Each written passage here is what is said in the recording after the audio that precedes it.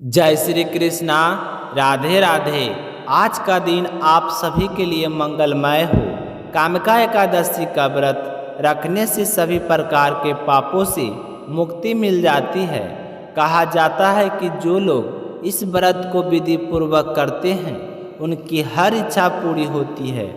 माना जाता है कि इस एकादशी का व्रत रखने से मृत्यु के उपरांत मोक्ष की प्राप्ति होती है। इस दिन मन को एकमात्र श्री हरि में लगाना चाहिए। श्रीमद् भागवत महापुराण की कथा कहती है कि जो सद से भले ईश्वर की आराधना में लगा रहे, पर मन अगर ईश्वर भक्ति में नहीं लगता तो उसका भक्ति व्यर्थ है। इसलिए मन को कभी भी भगवान हरि के भक्ति से विचलित ना होने दे। किसी के बारे में मन में बुरा विचार ना आने दे। सबके लिए शुभ सो, बुरे कर्मों से दूर रहें, नशीले पदार्थों का सेवन से दूर रहें और दूसरों को भी दूर रखने के लिए प्रेरित करें। आइए सुनते हैं कामिका एकादशी व्रत की कथा।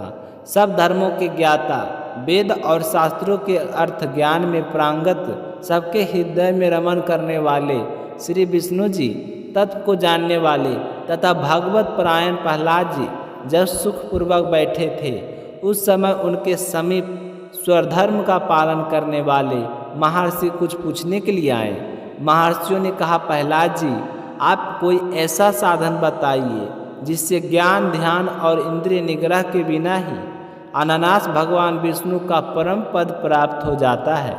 उसके ऐसा करने पर संपूर्ण लोक के हित के लिए उद्धत रहने वाले विष्णु भक्त महाभक्त प्रहलाद जी ने संक्षेप में इस प्रकार कुछ कहा।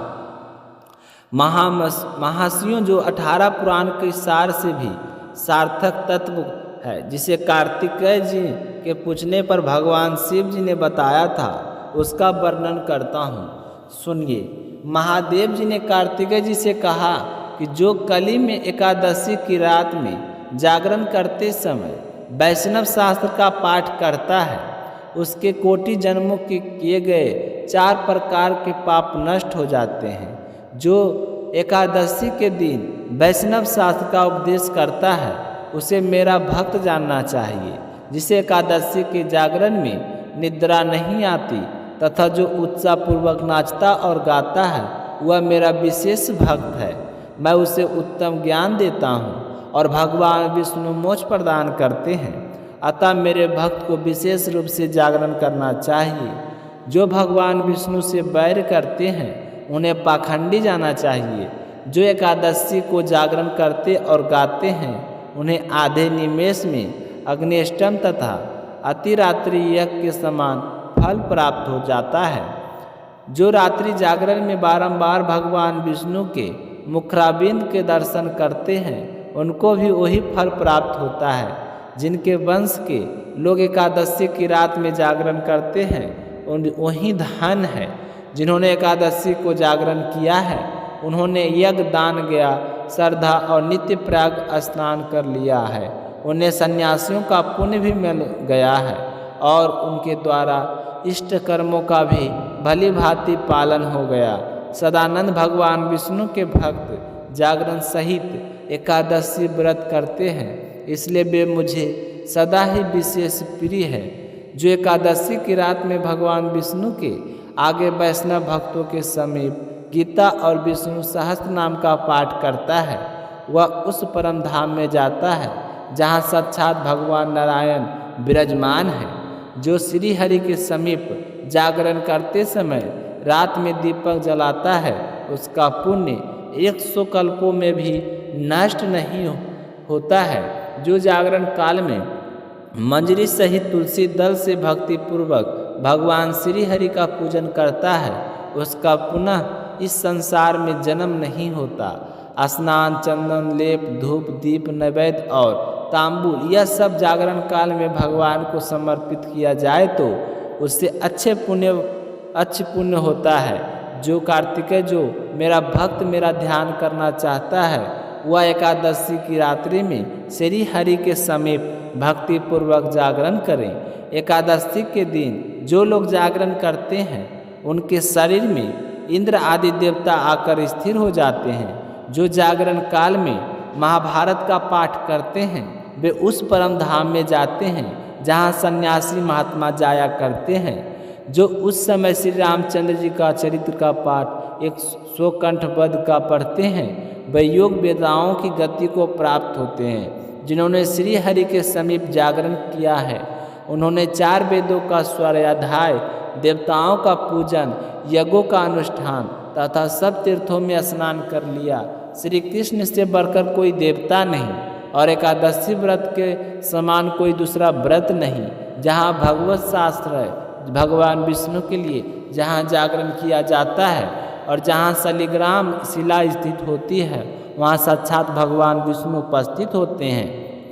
कामिका एकादशी की व्रत कथा के अनुसार महाराज युधिष्ठिर ने भगवान श्री कृष्ण से कहा कि हे प्रभु, मैंने आषाढ़ माह के शुक्ल पक्ष की देवशयनी एकादशी का सब विस्तार वर्णन सुना है।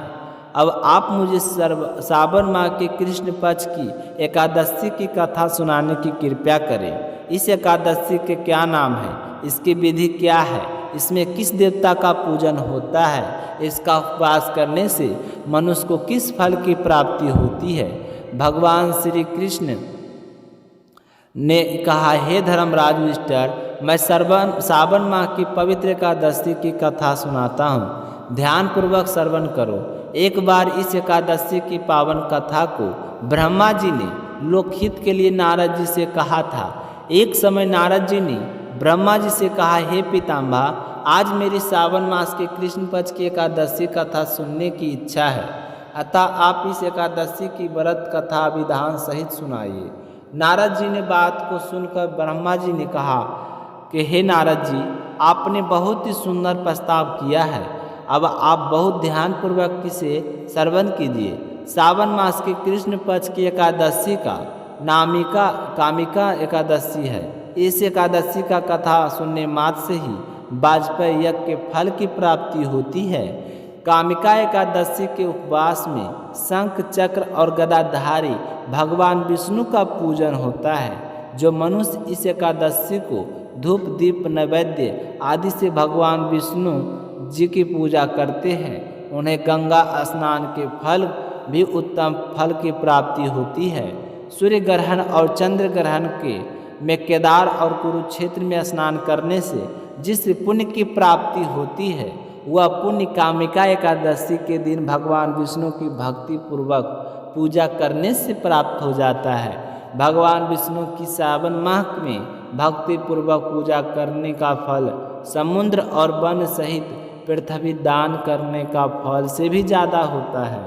व्यतिपात में गंडकी नदी में स्नान करने से जो फल प्राप्त होता है वह फल भगवान की पूजा करने से मिल जाता है। संसार में भगवान के पूजन का फल सबसे अधिक है।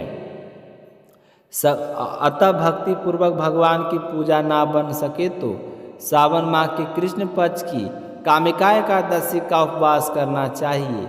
आभूषणों युक्त बछड़ा सहित गौदान करने से जो फल प्राप्त होता है वह फल कामिका एकादशी के उपवास से मिल जाता है। जो उत्तम द्विज श्रावण माह की कृष्ण पक्ष की कामिका एकादशी का उपवास करते हैं तथा भगवान विष्णु का पूजन करते हैं उन्हें सभी देव नाग किन्नर और पितृ आदि की पूजा हो जाती है। इसलिए पाप से डरने वाले व्यक्तियों को विधि विधान सहित इस उपवास को करना चाहिए। संसार सागर तथा पापों में फंसे हुए मनुष्य को इससे मुक्ति पाने के लिए कामिका एकादशी का व्रत करना चाहिए। कामिका एकादशी का उपवास से भी पाप नष्ट हो जाते हैं। संसार में इससे अधिक पापों का नष्ट करने वाला और कोई उपाय नहीं है। हे नारद जी, स्वयं भगवान ने अपने मुख से कहा है कि भगवान को आराध्य विद्या से जो फल प्राप्त होता है उससे अधिक फल कामिका एकादशी का व्रत करने से मिल जाता है।